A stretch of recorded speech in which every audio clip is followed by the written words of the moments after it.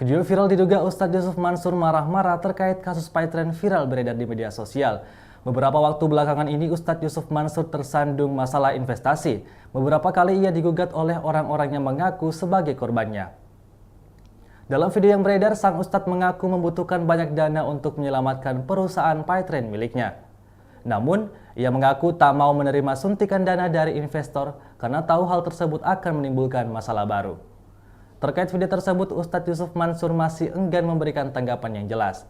Saat tribunnews.com minta penjelasan mengenai video yang viral itu, Ustadz Yusuf Mansur tak bisa banyak memberikan penjelasan. Sebelumnya, Ustadz Yusuf Mansur sudah membuat unggahan di media sosial yang memberitahukan bahwa dirinya menyesal telah emosi.